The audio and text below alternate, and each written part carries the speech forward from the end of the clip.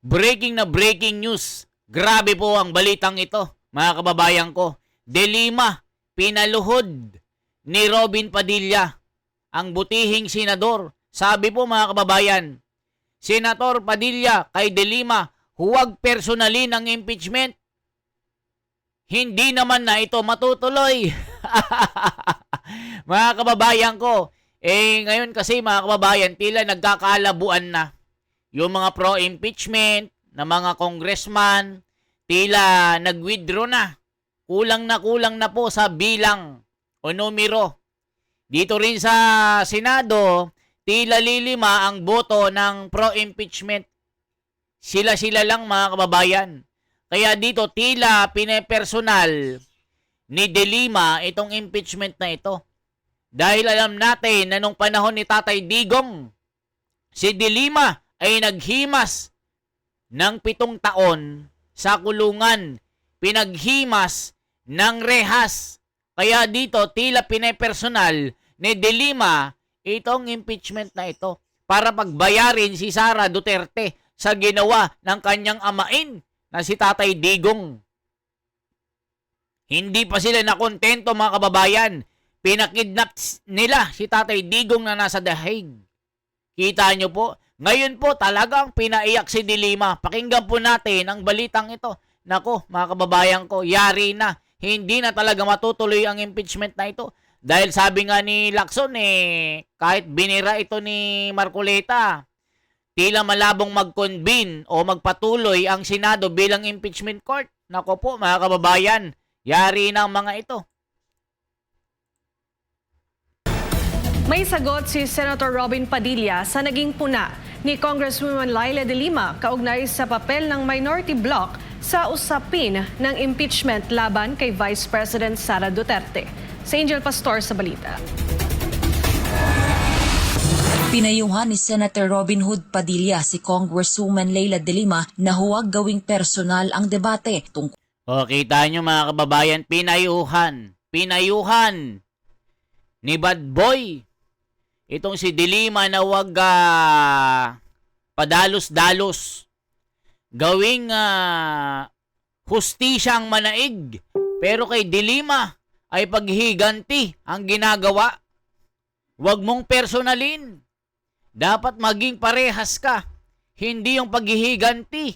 Naku, lumuhod si De Lima dito. Nagmamakaawa kay Robin Padilla. Tuloy natin ha. May sagot si Senator Robin Padilla sa naging puna ni Congresswoman Leila de Lima kaugnay sa papel ng minority bloc sa usapin ng impeachment laban kay Vice President Sara Duterte. Si Angel Pastor sa balita. Pinayuhan ni Senator Robin Hood Padilla si Congresswoman Leila de Lima na huwag gawing personal ang debate tungkol sa impeachment ni Vice President Sara Duterte. Sa Facebook post ng senador, sinabi nitong natural lamang sa minority bloc ang kumontra dahil bahagi ng pagiging oposisyon ang hindi pagsang-ayon sa mga polisiya at panukala ng kabilang panig. Ipinaalala rin ni Padilla kay De Lima na naging matinding kritiko rin ito noon ng administrasyon ni dating Pangulong Rodrigo Duterte at wala itong sinuportahang programa sa panahon ng dating Pangulo kung saan supporter ang senador. Ayon pa kay Padilla, kahit magkaiba sila noon ng paninindigan sa politika, hindi niya umano ito ginawang personal at tumulong pa siya kay De Lima nang maharap ito sa mga pag-atake. Ayan mga kababayan, sabi ni Senador Robin Padilla, ako ay isang mambabatas gaya ninyo. Kung iniisip ninyong may kinikilingan ako sa issue ng impeachment, sa tingin ko ay may kinikilingan din ang inyong grupo. Halaka, kawawa si De Lima dito mga kababayan ko. Madam Congressman, the very meaning of being an opposition is the act of disagreement, resistance or hostility toward someone or something in politics. Diba mga kababayan ko? Naku, iyak si De Lima na naman dito. Nakatikim na naman ng banat kay Robin Padilla. Tila paghihiganti ang ginagawa. Dagdag pa ng senador, pareho lamang silang may pinapanigan bilang mga mambabatas. Kaya kung tingin umano ni De Lima na may kinikilingan siya sa impeachment issue, maaari ring sabihing may kinikilingan din ang grupo nito. O kita nyo mga kababayan ko, talagang may kinikilingan. Itong si Dilima, halatado, bistado. Kita nyo naman yung mga witness niya. Si Madriaga, si Trillanes na kwentong barbero. Naku po. Git naman ng senador, sakaling matuloy ang impeachment trial, dapat raw na isantabi ng mga senador ang kanilang personal na pagkiling. Anya, bilang impeachment court, tungkulin nilang maging patas at sumunod sa konstitusyon. Nag-ugat ang pahayag ni Padilla matapos mag-react sa Dilima sa sinabi nitong trabaho ng minority bloc ang tutulan ang impeachment complaint laban kay VP Sara Duterte. Para sa Diyos at Pilipinas, kong mahal Angel Pastor, SMNI News. Ayan po mga kababayan ng mga banat. Ano pang sinasabi dito? Pinayagan ng Pasay Regional Trial Court Branch 111 na makapagpiyansa ang dating broadcaster na si Jay Sonza at former NPA cadre na si Jeffrey K. Eric Celis kaugnay ng kinakaharap nilang kasong cyberlife. Ayan mga kababayan, si Jason Sonsa talagang inaresto ng NBI po ito.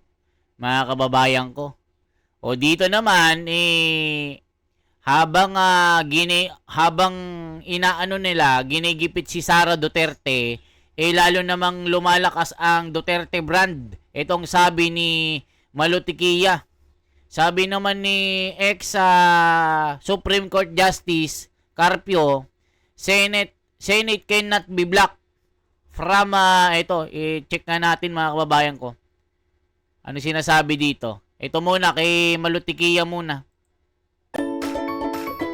Ano bang sinasabi ni Malutikia dito? Naku po, nasupalpal na naman ang mga kalaban dito.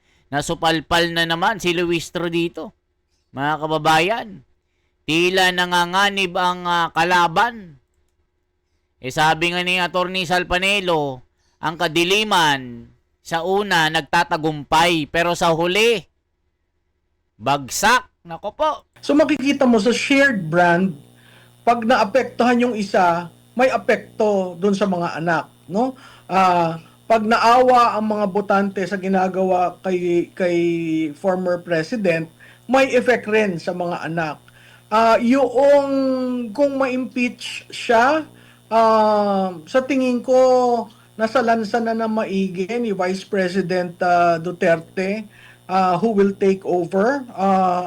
And I think that becomes now a chess move that is very hard to respond to. Kasi una-una walang kalaban dun sa kabila na nakikita nila malakas.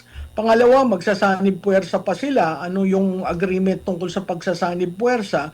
So lahat yan stand still hanggat matapos yung impeachment.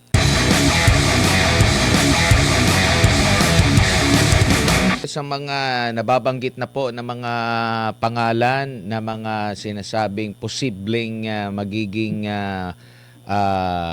katunggali ni Vice President Sara Duterte, andyan yung sa survey kamakailan na inilabas, no, yung mga kapangalan, apelidong Tulfo, tapos yung si Secretary Junvic Remulla na laban-bawi na ngayon, na nung una ready na siya sa pagkapangulo, baka hindi ready ang mga Pilipino, tapos ngayon parang babalik na naman yata siya sa Cavite. May recent interview din na sa kanya na magka-Cavite daw po. Meron ka na bang naririnig na maaring solido na magiging katunggali po ng pangalawang Pangulo, lalo na backed by kasalukuyang administration po? Admire sa, wala akong nakikita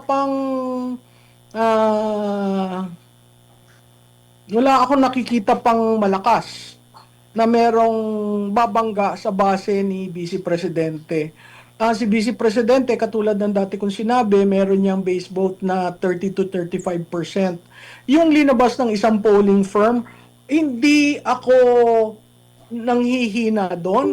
Bakit? Kasi makikita mo doon si Vice 46, laban kay Tulfo na 46, ang undecided 7. Pagdating mo doon kay Robredo, siya ay 51 at makikita mo si Robredo ay 43 at ang undecided 6. Alam nyo mga kababayan, itong survey nila, malabo na totoo ito. Mga kababayan ko, alam natin, fabricated po ito. Alam natin kung sino ang nagpa-survey, mga kababayan. Walang sino mang tatalo o makakatunggali ni Inday Sara sa kanyang panahon. Lalo ngayon, mga kababayan, na kabi-kabilaan, pinagtutulong-tulungan si Inday Sara dahil gusto nilang mawala ito sa kanilang landas para wala silang kalaban sa 2028 kung ano-anong kaso ang kanilang ibinibira na wala namang katotohanan. So itong mga survey na ito, mga kababayan, walang katotohanan ito. Si Tulfo, iboboto ba ng taong bayan yan? Kilala natin ang mga Tulfo, mga kababayan, kung saan yung gatas, doon sila sumisip-sip ng gatas. Sila Rafi Tulfo, sila Erwin Tulfo, na dating kapit tuko kay Tatay Digong noon, nung siya ay presidente. Mga kababayan, ako, nasa opisina pa ako noon. Ang aking libangan habang nagtatrabaho. Nakikinig po sa mga Tulfo kasi idol ko ang mga ito. Lalo na pag kayong mga away kanto, agad-agad responde yung tatlong Tulfo. Talaga binubugbog nila yung mga kriminal na bumabanat at inaapi yung mga maliliit na tao. Talagang idol nila si Tatay Digong, lalo na po sa pulisiya niya na war on drugs. Talagang maka Duterte itong Tulfo na ito. Ang galing din nila sa away mag-asawa, sa mga kabit-kabit na mga Arabo, kabit-kabit na mga seaman, mga magkakapit bahay na hindi nagkakasundo dahil sa chismisan na walang katotohanan, nag-away-away, mga vlogger na nakikisawsaw sa issue. Nandiyan ang mga Tulfo para umawat, mga kababayan ko. Ang gagaling na mga yan sa public service. Pero mga kababayan, nito na, nung naging politiko na, mga kababayan ko, naging bendalo. Hindi mo na alam kung saan sila papanig. Ni walang mga banat, walang ginagawa sa korupsyon. Bagkus, sila ay kumakampi pa sa mga kawatan. Yan ang sinasabi ng mga karamihan ng mga kababayan natin. Kaya ngayon, mga kababayan, itong sila Tulfo, sila Rafi Tulfo, malabo na manalo ito. Sa totoo lang, ilalampaso lang ni Sara ito. Mga kababayan ko, sa totoo lang, malabo na si Sara matalo dito kay Tulfo. Malabong malabo pa sa kabayo na naligaw ng landas dahil tumakbo dahil sa maleta. So parehong numero, ang malakas, at nakita natin yon, malakas sa Mindanao, sa kanya ang Visayas, pag-aawayan ng balance of Luzon, sa kanya ang Class D and E. No? Clearly established ang source ng support ni Vice President. Ngayon, pag hinabaan mo dun sa 6 na pangalan, sinong nabawasan ng support? Sinong nabawasan ng preference? Si Robredo at si Tulfo. Si Vice Presidente ay I think nasa dun sa maramihan, tingnan natin ha, dun sa maramihan she's 43. No? Alam nyo, malabo din si Madam Lenny, mga kababayan. Magiging puppet lang din ito kung sakali siya manalo. Pero malabong manalo ito, mga kababayan eh. Alam nyo, si Sara Duterte lang yung nakikita na magtutuwid sa mga pagkakamali nitong admin na ito. Lahat po ng mga loko-loko, mga may bisyo, mga nagpupulburon sa panahong ito. Pagdating po ni Sara, diyan na babalik ang kamay na bakal. Martilyong matigas, singtigas ng bato. natatama sa mga pagmumukha nila, lahat ng mga buhaya na luko-luko ngayon na para bang nagiging legal ang pagnanakaw sa panahong ito, hindi na paparusahan ang mga may sala dahil walang hustisya na pinapalakad ngayon dahil sila ang nasa kapangyarihan. Lantaran ng lumalabag sa batas pero wala pa ring hustisya. Lantaran na napinagnakawan tayo ng trilyones sa kaban ng bayan, wala pa rin nangyayari. Lantaran na may protektor ang BRC. Lantaran na niloloko at tinatarantado ang mga Pilipino. Mga kababayan ko, si Sara lang talaga ang nakikita talaga na magiging matibay, na magiging leader ng bansa. So, ibig sabihin, pag tinali mo yung kay Robredo at kay Tulfo, she will end up an average of 43 sa against several. Hindi siya ang nawalan ng boto. Ang nawalan si Robredo at si Tulfo. Anong ibig sabihin nun? Malambot pa ang suporta kay Robredo at kay Tulfo. Yan ay nangyari after ng announcement niya. Yung survey was, I think, 2 weeks after the announcement. Isa pa lang naman yung survey, hindi yan final decision. Para ang mga tao ay magsabi na, malakas si ganito, malakas dito. Yung nagtay, sa tingin ko yan, kaya ko sinabi yung undecided, kasi may undecided na sa pakiwari ko ay kaya naging undecided dahil naghihintay ng kasagutan sa mga issues. Ito ring survey na ito ay hindi nangyari nung dinedemolish siya. Sa aking paningin, yan ay mas bababa. Okay? Pero hindi bababa sa 30 to 35% kasi yan ang base na boto ng Duterte nationwide. So, hindi ako alarmed. Ang nagdududa lang ako, commissioned survey daw yan, bakit ilinabas? Ngayong panahon na ito na nagliligawan sa boto. Ang pagkakaintindi ko, gusto lamang daw makita nung nag-commission para matulungan ang kanyang mga colleagues sa Senado. Dapat yan hindi linabas publicly. Kasi kung yun ang intensyon, edi dapat nag-usap sila o paano pag ganito ang resulta. That only tells me that they're very concerned.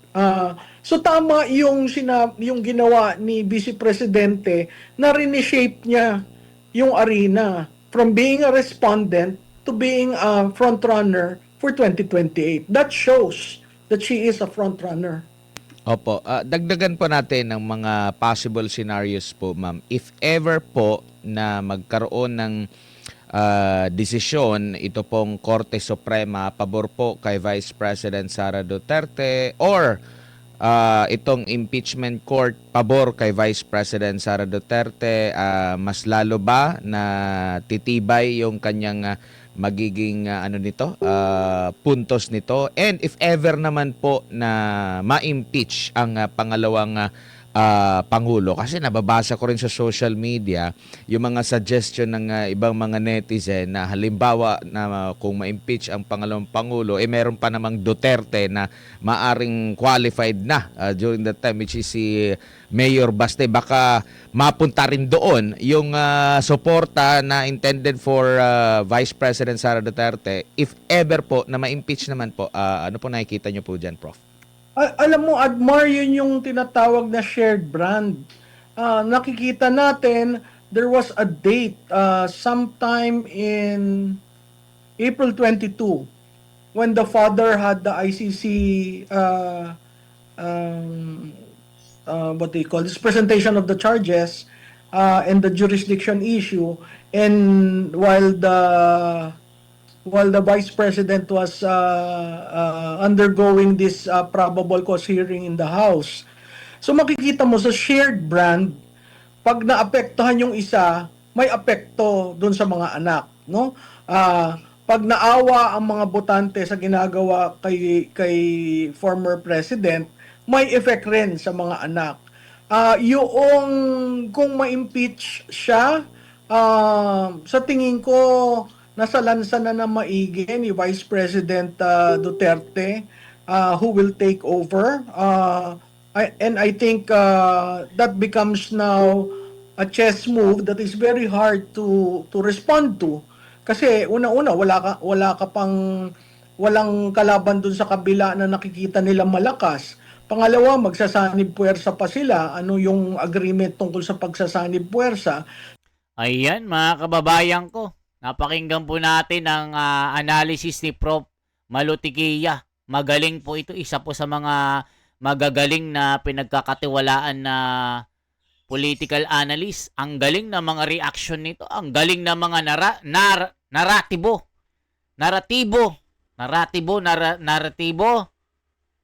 Mga point of view niya. Ang galing, mga kababayan ko. So yun lamang po ang ating bahagi. Isang like, isang share po at isang subscribe. Ipakalat nyo po ang magandang balitang ito. Salamat po ng marami. Ipag-pray po natin na magkaroon po ng hustisya itong ginagawa nilang panggigipit kay BP Sara. Yan lamang po, mga kababayan, mabuhay.